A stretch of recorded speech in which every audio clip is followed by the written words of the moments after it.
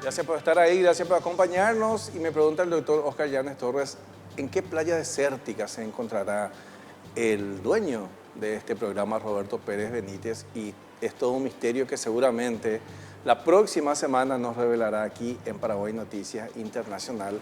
Porque ahora nos hacemos una pregunta y damos la bienvenida nuevamente al doctor Llanes Torres.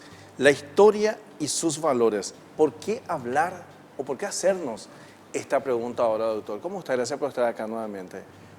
Es un placer renovado, César, encontrarte y renovar nuestros encuentros, que anda muy distante. El título del análisis de la fecha es El fin de la historia y del hombre. ¿Por qué?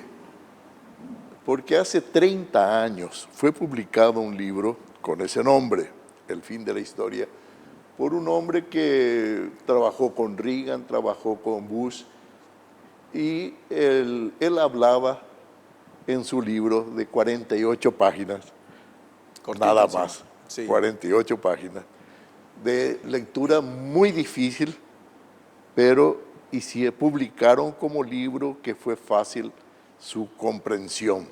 Y de eso hace 30 años. Él hablaba del fin de la historia como un modelo acabado y formulaba las preguntas. Los gobiernos totalitarios ya no tienen cabida en este contexto universal. Solamente una democracia podía imponerse y hacerse legítima como aspiración de la sociedad. Pero se olvidaron que las sociedades democráticas tienen sus problemas: hambre, pobreza, injusticia. Son elementos que tan comunes en nuestra sociedad y tan difíciles de superar. Son interrogantes que quedan y eso hay que superar. El fin de la historia se refiere Francis Fukuyama, que en aquel entonces, precisamente en 1989-1992, él llegó a la fama a través del libro, que él como funcionario del gobierno norteamericano recibió muchas críticas al respecto. Pero es importante recordar, porque el artículo realmente tiene ideas muy sofisticadas, pero estaba escrito con un lenguaje llano, con un lenguaje claro. Su tesis, relativamente fácil de resumir, sostenía que los gobiernos autoritarios eran sistemas desacreditados y que en el futuro inmediato solo la democracia liberal tendría la legitimidad al que aspirar. Las dos cosas más importantes que se oponían a la democracia liberal eran el nacionalismo y la religión. Pero la democracia puede superar estas dos situaciones: el fundamentalismo y la teocracia.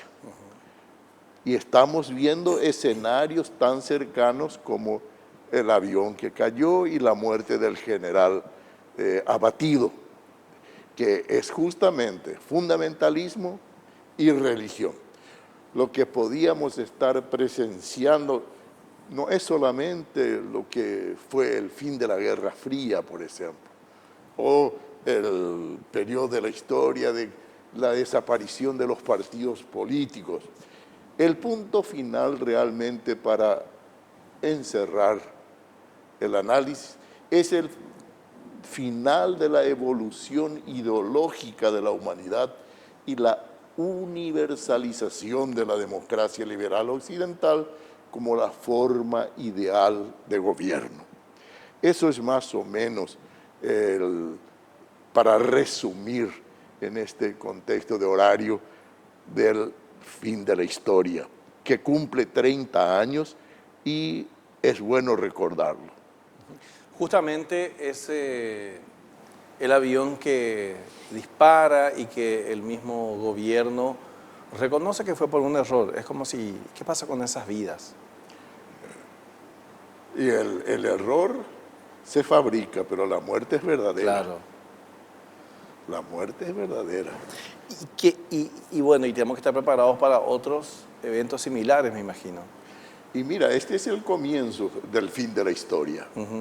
Pero no solamente el fin de la historia, el fin de los acontecimientos políticos, sociales, culturales, sino también el fin de la historia y del hombre.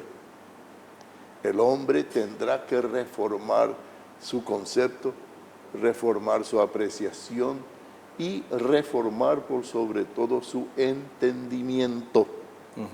La democracia liberal se supone que no termina con los regímenes autoritarios, porque los regímenes autoritarios tiran a la cara sus problemas que todos sabemos, la pobreza, la mendicancia y por sobre todo las injusticias.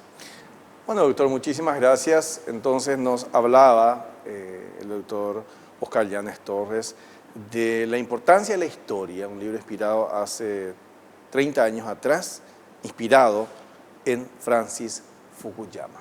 Llegamos hacia el final de nuestra edición de hoy, hablamos de todo, obviamente nos centramos en lo que pasa en el mundo, esta alerta mundial ante el coronavirus. Dicen acá como si nos faltara poco, ahora también tenemos que hablar de algo que sucede en el mundo y que realmente está poniendo en pánico a la humanidad, aunque la Organización Mundial de la Salud decidió no declarar aún alerta epidemiológica en el mundo. Vamos terminando así nuestra edición de hoy. Desde la próxima semana nuevamente Roberto Pérez Benítez aquí en Paraguay Noticias Internacional. De mi parte es todo. Muchas gracias.